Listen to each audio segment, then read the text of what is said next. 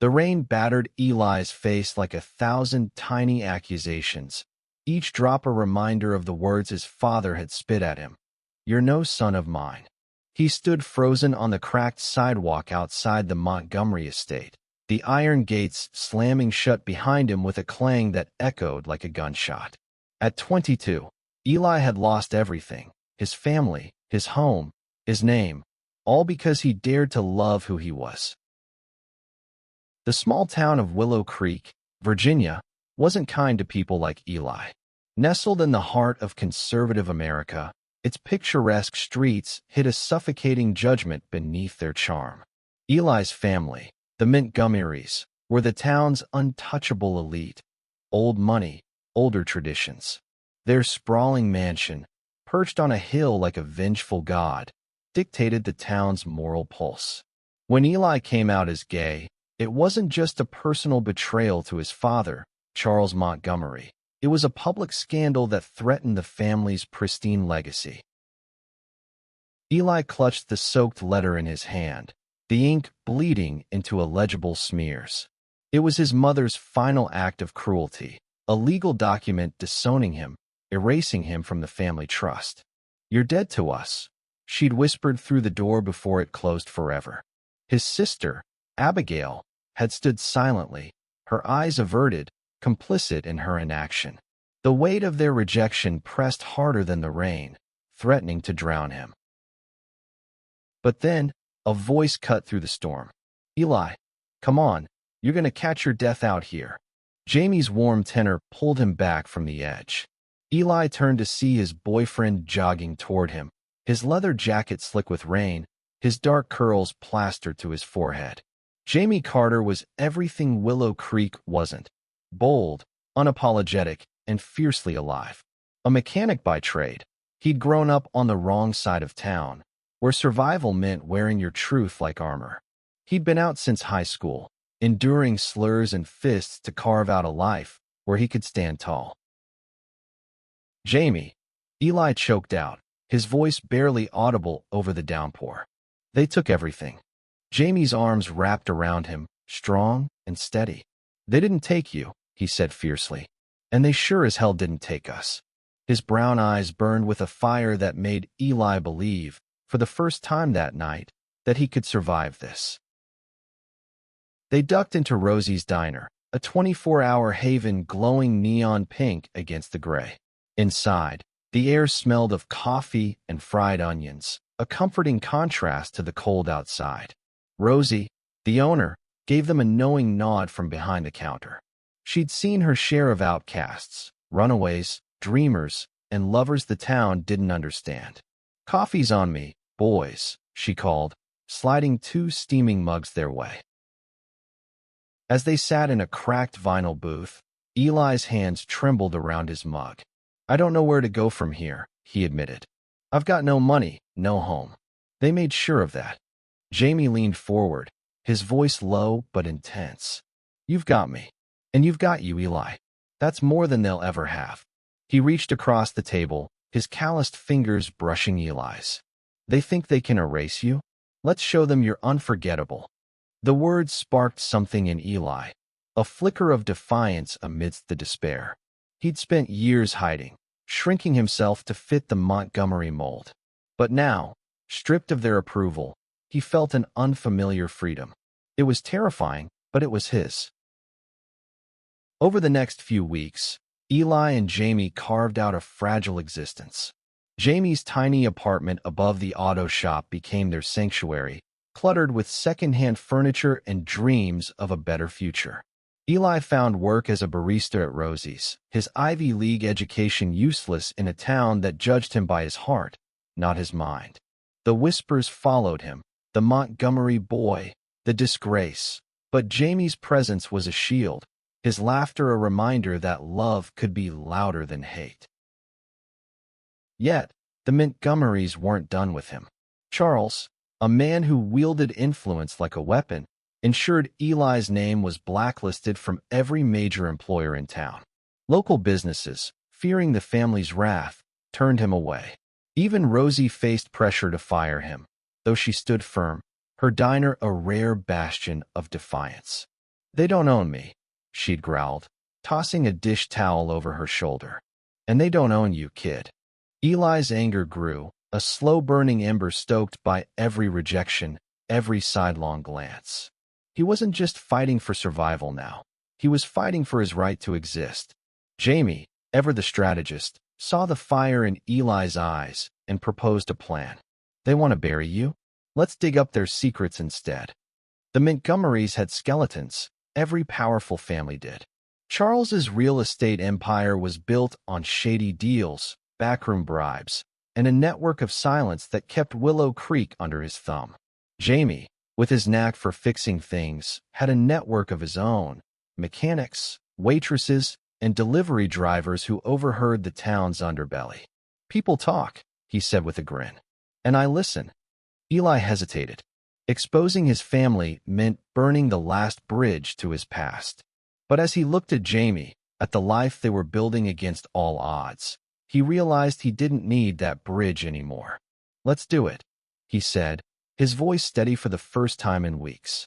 Let's make them pay. They started small, gathering whispers and receipts. A bartender at the country club mentioned Charles's late-night meetings with a shady developer. A janitor at the town hall had seen files marked confidential that hinted at tax evasion. Piece by piece, Eli and Jamie built a case, not just for revenge, but for justice. They weren't just fighting for themselves. They were fighting for every kid in Willow Creek who'd been told their truth was a sin. As winter settled over the town, Eli's resolve hardened. He wasn't the scared boy who'd stood in the rain anymore. He was a man with a purpose, and he was ready to make his family face the consequences of their cruelty. The Montgomerys thought they could erase him, but Eli was about to write his name in a way they'd never forget. The frost on Willow Creek's streets mirrored the chill in Eli's heart as he and Jamie dug deeper into the Montgomery Empire's secrets. Their tiny apartment had become a war room, its walls plastered with sticky notes, newspaper clippings, and grainy photos from borrowed phones. Eli's hands shook less now, not from fear, but from purpose. Each discovery, a forged permit, a suspicious land deal, felt like reclaiming a piece of himself that his family had tried to erase. Jamie's network proved invaluable. His friend Marcus, a delivery driver, had overheard Charles Montgomery strong-arming a councilman at a diner. He was talking about securing votes for a new development. Marcus whispered over beers at Rosie's. Sounded like a bribe to me. Eli scribbled the details, his pen digging into the paper. The development was Montgomery Heights, a luxury complex that would displace dozens of low-income families. It was Charles's crown jewel, a testament to his untouchable power. Eli's sister, Abigail, was the wild card. At 25, she was the perfect Montgomery heir, polished, poised, and silent about Eli's disownment. But Eli remembered her as the girl who'd snuck him comic books when their father wasn't looking. Could she still have a heart? He wasn't sure, but he needed to know. One night, he slipped a note under her car wiper at the country club. Meet me at Rosie's. I just want to talk. The diner was quiet when Abigail arrived, her designer coat out of place among the chipped mugs and flickering fluorescents. She slid into the booth, her face a mask of guarded neutrality. What do you want, Eli? She asked, her voice low. I want to understand why you let them do this to me, he said, his throat tight. You're my sister. Didn't that mean anything? Her eyes flickered with something. Guilt. Maybe, but it vanished quickly. You knew what Dad's like. You chose to be this way. Eli's fist clenched under the table. I didn't choose to be gay, Abby. I chose to be honest. Can you say the same? She looked away, her fingers twisting the edge of her scarf. I can't help you, Eli. I'm sorry. She stood to leave, but not before slipping a USB drive across the table. Don't ask me for anything else, she whispered, then was gone. The drive was a goldmine. It contained emails between Charles and a developer named Victor Crane, detailing kickbacks and manipulated appraisals for Montgomery Heights. Eli's heart raced as he read, but a pang of betrayal lingered. Abigail had helped him, but only in shadows. Was she an ally, or just easing her conscience? Jamie, ever practical, focused on the evidence. This could sink them, he said, his eyes gleaming. But we need more. Something undeniable. They reached out to Sarah, a reporter at the Willow Creek Chronicle, who'd been sniffing around the Montgomerys for years. Sarah was a firebrand, her office cluttered with files and empty coffee cups. "You've got guts, kid," she told Eli. "But you're playing with fire. Charles has the mayor in his pocket and half the police force on speed dial." "I don't care," Eli said, his voice steady. "They took my life. I'm taking their legacy." Sarah agreed to help, but only if they could corroborate the USB's contents. That meant getting into Charles's office at Montgomery Realty, a fortress of glass and steel. Jamie, with his knack for locks and alarms, devised a plan. "There's a charity gala next week," he said. "Whole family'll be there, schmoozing. Perfect time to sneak in." The night of the gala, Willow Creek glittered with false warmth. Eli and Jamie parked a stolen van, borrowed from Marcus, behind the office building. Jamie disabled the security system with a speed that made Eli's heart skip. "You're terrifyingly good at this," Eli muttered. "Years of fixing things people don't want fixed," Jamie grinned, popping the lock on the back door. Inside, the office was a shrine to Charles's ego, mahogany desk, framed awards, a portrait of the family minus Eli. He pushed down the hurt and focused. They found a locked drawer, which Jamie opened in seconds.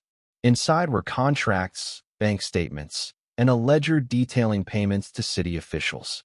It was enough to bury Charles.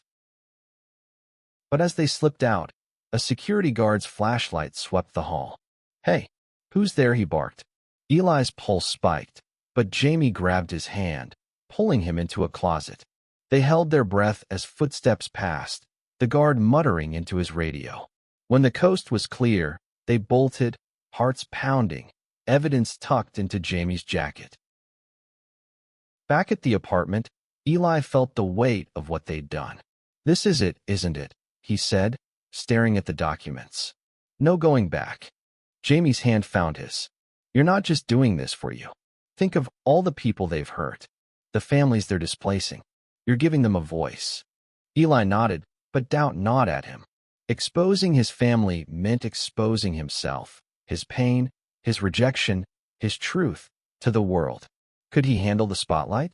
As he looked at Jamie, at the unwavering belief in his eyes, Eli knew he had to try. The Montgomerys had erased him, but he was about to rewrite their story. The Willow Creek Chronicle's front page screamed the truth in bold. Montgomery Empire built on corruption. Sarah's article, backed by Eli and Jamie's evidence, detailed Charles Montgomery's web of bribes, forged documents, and illegal land grabs. The town erupted, some in outrage, others in disbelief. For Eli, seeing his father's name dragged through the mud was both a victory and a wound.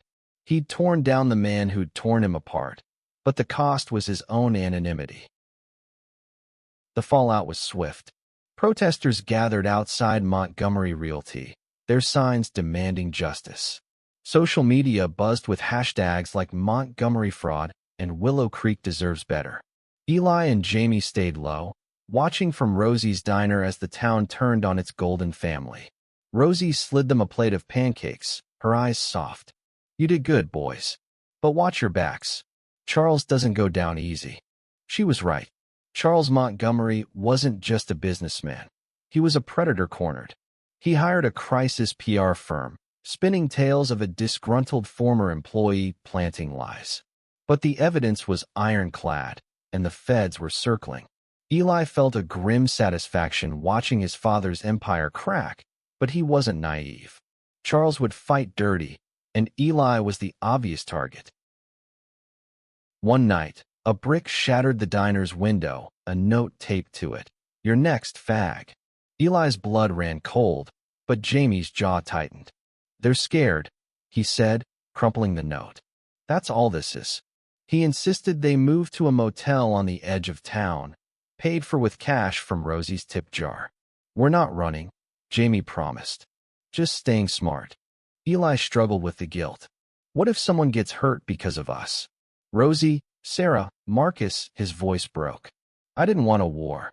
Jamie cupped his face, his touch grounding. You didn't start this war, Eli. They did when they threw you out. We're just finishing it. Sarah, undeterred, kept digging. She uncovered a link between Charles and a local judge, solidifying the case for a federal investigation. But the deeper she went, the more dangerous it became. Her car was vandalized, her phone hacked. They're trying to scare me off, she told Eli over coffee. But I've been threatened by worse than Charles Montgomery. Eli admired her courage, but feared for her safety. He and Jamie doubled their efforts, reaching out to displaced families from Montgomery Heights. Their stories were heartbreaking. Single mothers, elderly couples, kids who'd lost their homes to Charles's greed. Eli recorded their testimonies, his hands steady now, fueled by their pain. This wasn't just about him anymore. It was about justice for everyone Willow Creek had failed.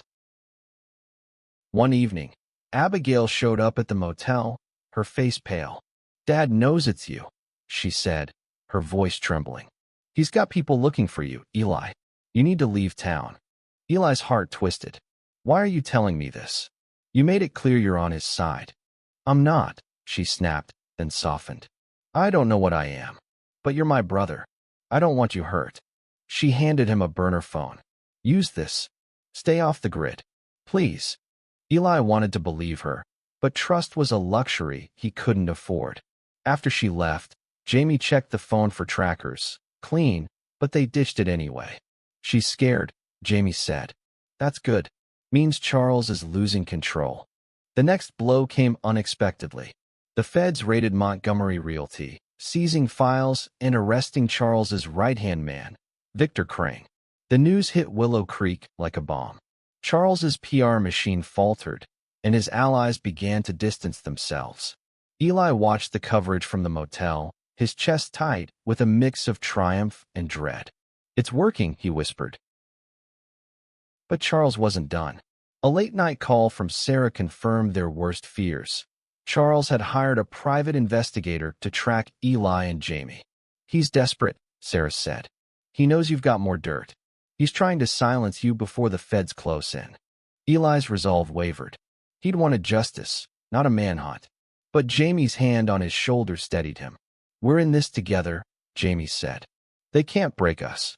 They decided to leak one final piece of evidence. A recording of Charles admitting to bribing the mayor, captured by Marcus during a delivery. It was their ace, and they played it. Sarah published it online, and within hours, it went viral. The town's outrage turned into a roar. Charles Montgomery, once untouchable, was now a pariah.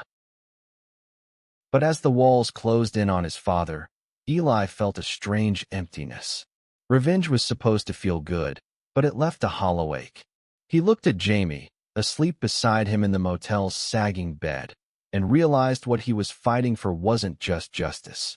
It was a future where they could live without fear. That was the real victory.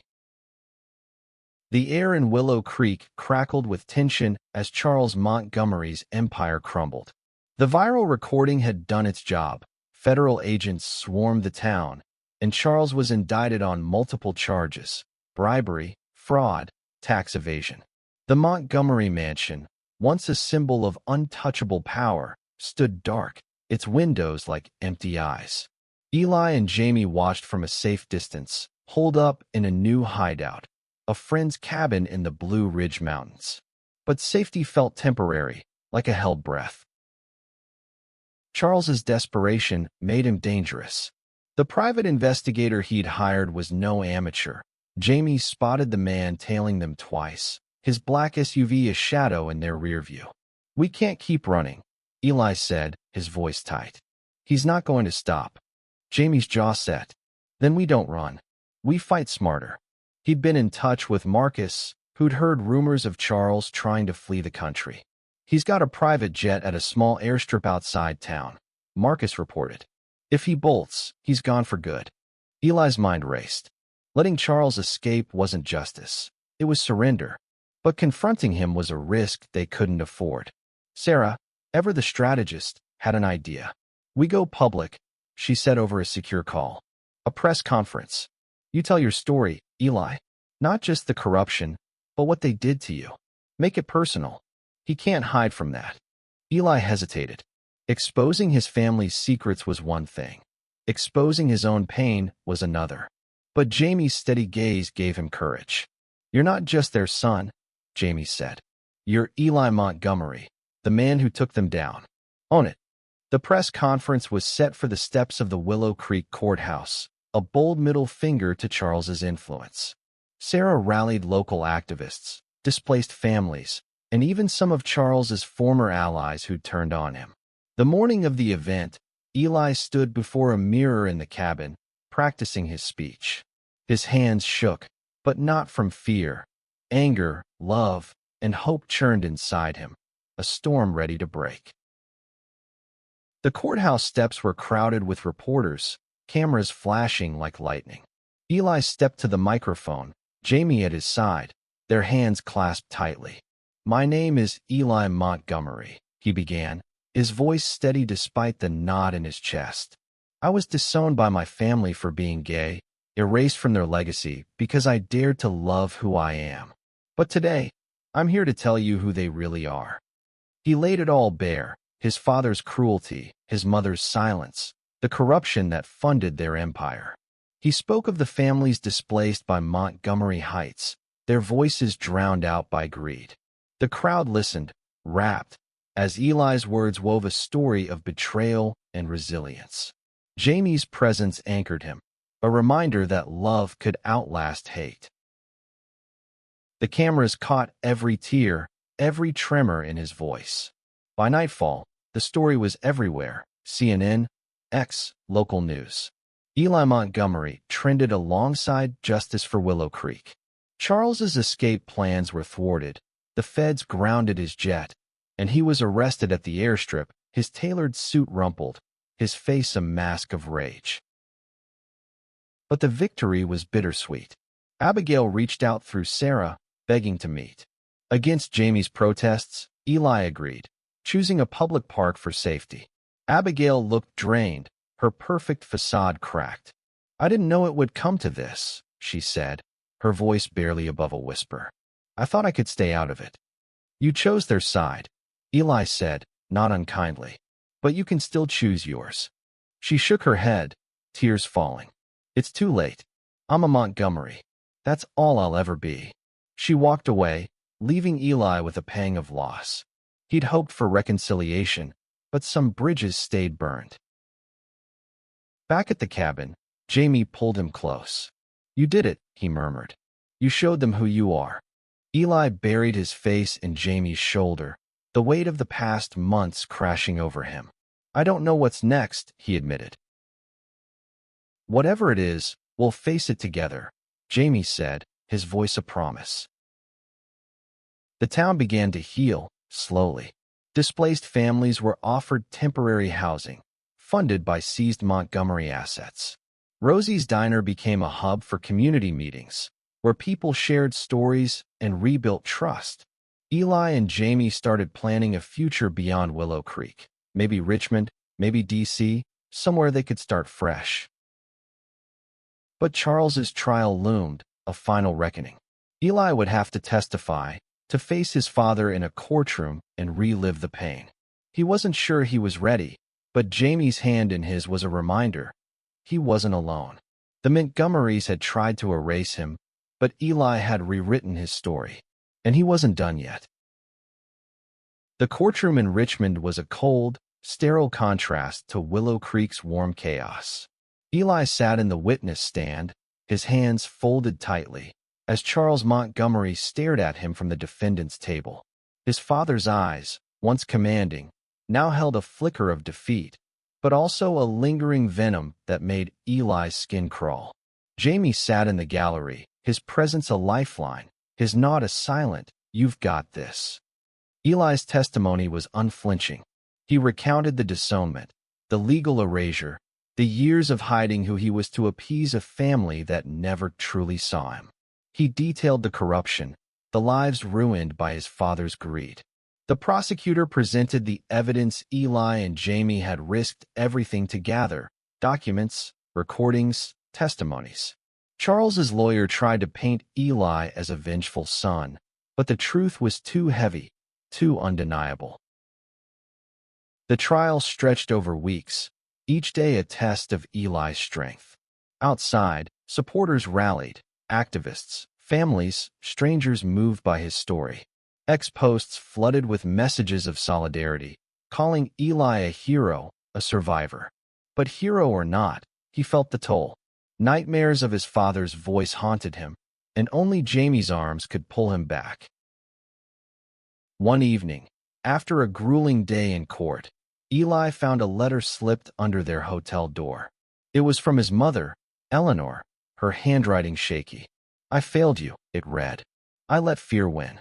I don't expect forgiveness, but I need you to know I'm sorry." Eli stared at the words, torn between anger and grief. He didn't reply, but he kept the letter, a small crack in the wall of his pain. The verdict came on a gray morning, the courtroom packed. Charles Montgomery was found guilty on all counts: bribery, fraud, conspiracy. The judge's gavel fell like a thunderclap, sentencing him to 15 years. Eli exhaled, the weight of years lifting, but not entirely. Justice didn't erase the scars. Outside, reporters swarmed, but Eli and Jamie slipped away, driving to a quiet overlook in the Blue Ridge Mountains. The valley stretched below, a patchwork of green and gold, free from Willow Creek shadows. "What now?" Eli asked, his voice soft. Jamie grinned, his eyes bright. "Now we live. Really live." He pulled Eli close, their foreheads touching. "You're not just the guy who took down his family. You're the guy who built something better." Eli smiled, a real one, the kind he hadn't felt in years. They moved to Richmond, renting a small apartment filled with light and laughter. Eli started working with a nonprofit, helping displaced families rebuild. Jamie opened a garage, his hands still magic with engines. They built a life, not perfect, but theirs. Willow Creek changed too. The Montgomery mansion was sold, its proceeds funding community programs. Rosie's Diner thrived, a beacon for the town's outcasts. Sarah won a journalism award, her articles sparking reforms. Even Abigail reached out, tentatively, through emails that Eli answered cautiously. Healing was slow, but possible. Years later, Eli stood at a pride parade in D.C., Jamie's hand in his, rainbow flags waving like promises. He thought of the boy who'd stood in the rain, erased and alone. That boy was gone, replaced by a man who'd fought for his truth and won. The ultimate price wasn't revenge. It was freedom, hard-earned and fiercely claimed.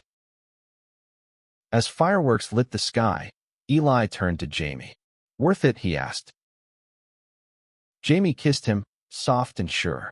"Every second."